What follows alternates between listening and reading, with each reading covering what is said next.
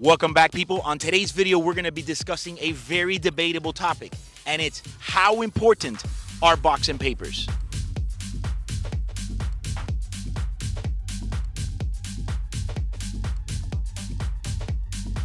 So whether you're a veteran or a newbie rookie in the league and you're trying to get a watch, a question that you're always going to hear or ask or want to ask is box and papers. How important are box and papers? I think they are important, but they also are not. It's a really debatable topic that also depends on all the parameters of the watch you're buying or the deal. But let's take it very easy and let's start from the beginning. So stop right now and hit that subscribe button right now and don't miss any more of the future content. I think one of the very first questions that we have to ask with this topic is, what type of watch is it? What brand of watch? For example, with Rolex, it tends to be one of the brands that a lot of people are buying because some of the price points, although yes, they still are expensive watches, even the cheapest Rolex is still expensive. It's a lot more obtainable than opposed to maybe, let's say, a Richard Mille. So there's a lot more buyers in the market buying these Rolexes than Richard Mille, okay? Not saying that Rolex is a cheap watch like a Casio, but what happens is box and papers are important depending on the buyer. I think that if you are buying a brand new watch and you are paying a premium, then yeah, I want the box and papers, the champagne glass at the AD, everything. If I am paying the brand new price, the last thing you want to do is pay full premium and then not get the box and papers. But really, how important is it to the value? I don't really think, personally, it's that important depending on the watch. So you say, hey, Eric, what do you mean depending on the watch? Well, it's very simple. If you have a watch like maybe a Rainbow Daytona, that these watches are $200, $300, $400, $500,000, then obviously the papers or the card, which is really just a warranty card, people think that it's like a certificate of authenticity. No, it's not. It's the warranty card for the first person that bought it new at the AD, okay? On a watch like that, it would be very important because of the value of the watch. When someone's paying that high above premium, they kind of want all the bells and whistles. However, if you're buying a older 1990s Explorer 2 Polar Dial, papers are not really that important. I mean, if you are the type that collects watches, I collect watches as well, but I think that maybe 30 to 40% of my watches have papers. I'm more of a price and condition buyer. So if you are the type of guy that wants to collect everything full set, then of course for you it would be important. But for a watch in that level, like I said, the Rolex Polar, I don't really think it affects the value much. I mean, at all, top end, the most possible, it would affect it $1,000. It's not like a huge difference. Whereas a watch maybe like that Rainbow Daytona could be a significant amount. So this is a very debatable topic. I mean, there is no right or wrong answer to this, really. I'm going to give you my opinion on it. I think a lot of it has to do with personal preference. Do you care? That first-time buyer might want his Submariner to be brand new, possibly stickered, with the full experience, with the card, and blah, blah, blah. Where some guys are just, listen, I'm just looking for a good deal. I don't care, as long as it's authentic, as long as I have a receipt with the serial number, and maybe some type of warranty on the movement, just to make sure, that I bought something that's not a lemon. But for other people, they hold the box and papers at a very high level. And it's okay to do that. It's all right, I get it. If right now you're the owner of 10 watches and all 10 have box papers with everything, and you're gonna buy the 11th one, I get it. Maybe you don't really feel like breaking up that status of every single one has box and papers. Personally, like I said, I feel that the box and papers is something that you see the day you buy it and the day you sell it. You see, me personally, I'm a price and condition buyer. Let me give you an example, okay? This is all hypothetical.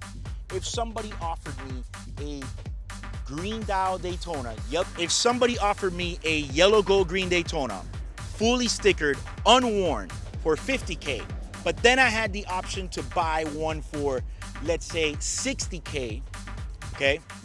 because I feel that papers might make a big difference like that on a watch like this because it's so hyped and over retail.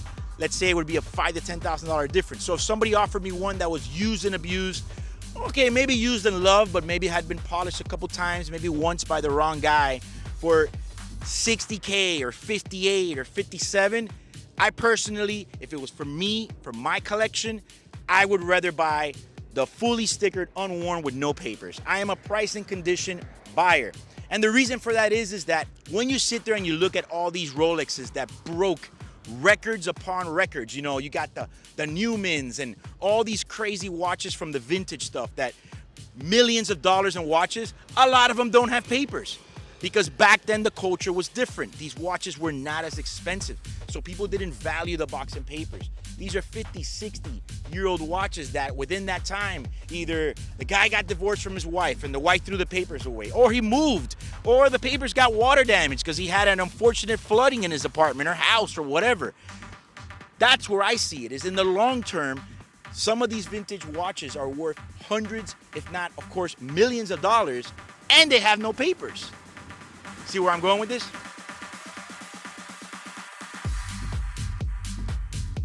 Now again, if I was buying a watch at the height price and it was naked, then I'd probably maybe want to take my time and find one that's complete with box and papers.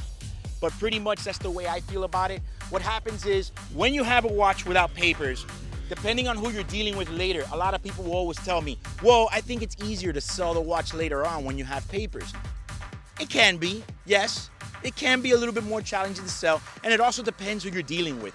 If you're dealing with some of these scumbags in the watch business, okay, that sit there and try to use that card as leverage to really kill you on the price, then maybe you're dealing with the wrong person. You know, depending on the model, it can't be that much. If it's a basic Rolex, it shouldn't be more than $1,000.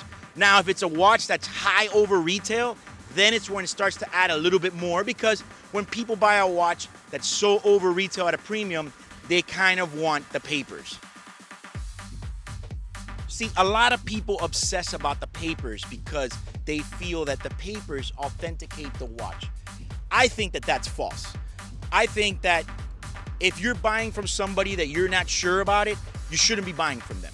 It's crazy to believe in this world that we live today that people are concerned about the watch that they're buying being fake, but at no moment do they think that maybe it could be a fake watch with fake papers. Like, yeah, okay, papers can be done. They're magically conceived out of outer space and delivered twice a month to the boutique. I mean, listen, again, you've heard the term over and over. You have to buy the seller. Every single watch that I sell to my clients, because yes, I sell watches for a living, comes with a receipt with the serial number. I guarantee the watch 100%. It's not fake. It's not stolen. Anything you want to think about. That's the idea. That's why I give a receipt. A warranty card does not really give you any more security. All it really does is just a part of it. It's almost like, I don't know, maybe it's not a good analogy, but it's like buying a car and having the owner's manual in the glove box. Okay, great, it has it. Awesome. What do you really do with that? Nothing. But again, if it has it, it has it. The question is always, again, and it's so debatable, is how important are the papers? But let's move on to another brand because things start to then change. Now, when you move on to a brand like Patek Philippe, everything completely changes. Buyers of a Patek are real stiflers about the papers. And I get it. I understand. First of all, when you get a Rolex, it's just a plastic card. When you buy a Patek, it's a really nice formal paper that is a warranty card and a certificate of authenticity. It does both. Read it right. Says it in the back. Now, Patek buyers are a lot more picky. They're so picky that even that paper has to be in good condition. You can't have that paper with a coffee cup stain on it. That will affect the price. I've even had guys not want to buy a watch because the idiotic guy at the boutique decided to use this horrific large black marker, and it almost looked like graffiti when he wrote the guy's name on it. Then again, I've seen some of these Patek papers where it almost looks like the guy used a giant feather pen and did the most craziest script ever. I wish I could write like that. My handwriting is terrible. But that's how important it is when it comes to the Patek world. But I'm gonna go ahead and debate it again. The price reflects. If you're buying a $59.90 stainless steel with papers, you're gonna be paying anywhere from $115 and above, depending on the situation, year, condition, blah, blah, blah. No papers, I would probably reduce it almost $10,000 because that's the market on it. Will it sell? Yes, it might be a little bit harder to sell because some people would rather just pay a bit more. When you're already spending that type of money, you might as well just spend a little bit more and get it with papers, right? And have that security. But again, guys, there are the people out there that don't care. They don't really care. They say, you know what? I'll save the money and buy another watch with that difference. I understand that people want to feel like they're getting something new even when they're buying something used. And look, I'm all for that. If I'm up to the plate and I'm batting, if I can get the one with papers and it's not that much more and the condition is even better than the one without, I'm going to go with that one. That's for me personally, not even for my business, for me personally.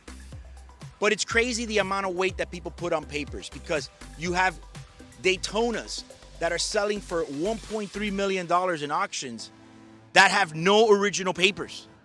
So right now you have this $59.90 rose gold, okay? Badass watch. And for whatever reason, God forbid, you're wearing the watch and something happens to your house. I don't know, something dramatic. Papers are gone. Does the watch now mean it's fake or no good or anything? No, I just think now it costs a little bit different. That's all. So papers are important, but it does depend on the buyer. It's very subjective. It just depends what type of buyer you are. You know, there's watches out there that are so rare, so hard to find, especially in the vintage world. Again, they don't have to be $1 million watches, but they could be 30, 40, 50, 20, $15,000 watches. Papers will always be like that extra, you know, that little extra sauce, in my opinion. But for me, the papers is not a deal breaker unless it's something crazy. For example, again, if I was buying a 5711 Tiffany dial and I'm paying that high of a premium where the watch retails for 50, 60K, but then again in the second market it's going for almost $2 million, you better believe that I need to get the papers.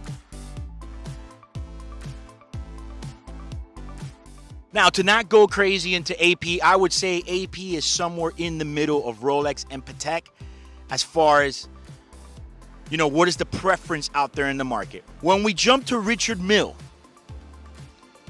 it's almost like everything I just said about Patek, but on steroids. You know, a Richard Mille, the prices are so up there that you want the papers. And the papers in Richard Mille are a lot more personalized than any of the other papers because all the Richard Mille papers are signed by only 2 people in the factory. It's almost like you're getting a more personalized piece of paper, whereas Rolex, there's no signature. The Patek one is obviously printed, blah, blah, blah. But when you don't have papers on a Richard Mille, it makes that much of a difference. It really does.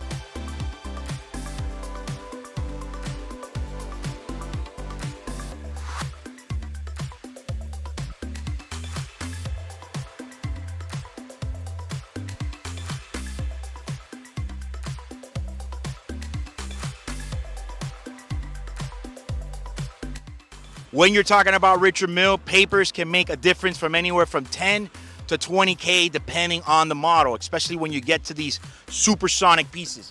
It can make that big of a difference. Again, it all boils down to the buyer.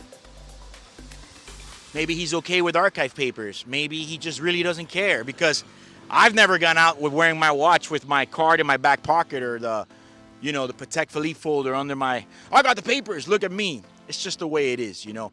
It depending. If you're never going to plan to sell the watch and you get a good deal and you don't care, go right ahead. When it comes to boxes, I would say that starting again from the beginning, Rolex, not really a big deal. A box, they're generic. All these boxes, unless it's something very special and limited, all the boxes and all the brands, unless it's something special and limited, I repeat that again, are all generic. The watches do not come from Switzerland with like the second they're born, they're put into a serial numbered box. It's not the way it works. They're generic. A Rolex box will cost you anywhere from $250 to $300. Of course, if you get this very rare box or something, then it could be more. But that's the average for almost all the Rolexes across the board. They bump up a bit more when you get the platinum pieces, and some of them bring the big boxes. Not all the ADs give you that big box. Some of them shaft you and give you another box. And at the end of the day, who cares? The boxes are not married to the watch. Patek, same thing. Boxes are not married to the watch unless it's a Tiffany & Co. You can pick up a box on eBay for Patek Philippe anywhere from $800 to $1,500. Factor that into the price. Richard Mille, which in my opinion is the biggest shaft in the history of the watch world with their boxes. I think it's the most bullshit box ever created. That winding box, some people want $4 or $5 grand for that piece of shit. Half of them don't wear. The finishing off on it peels off. But it is what it is. It's almost comical to me. It's like you buy a Richard Mille, one of the early ones, okay? You pay $200,000 for it. You get the folder with the papers, nice. You get your watch, your strap, and then they just hand you over this box of junk. And it's almost like, oh, thanks. Like, I guess I'll just throw this in the closet.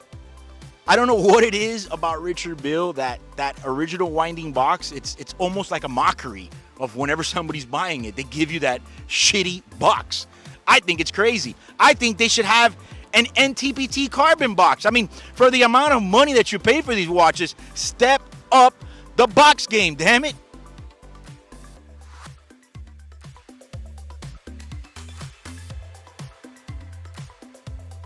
AP, almost forgot about them, is in the middle of Rolex and Patek. They'll cost you in the 500s unless it's like a really complex box, like a perpetual calendar box, because it has a winder in it. Then you're going to be in the $1,000 range, somewhere around there. But in reality, how important are the box and papers to sum it up? Well, it's a monetary thing.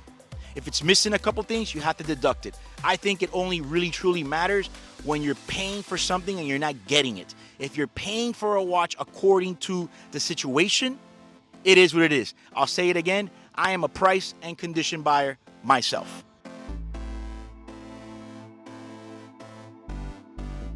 So comment below if you think there's any detail maybe I forgot to mention, or perhaps maybe there's something that you find that I'm saying contradicting. And if you like this video, like and share it. Also, subscribe to my YouTube channel.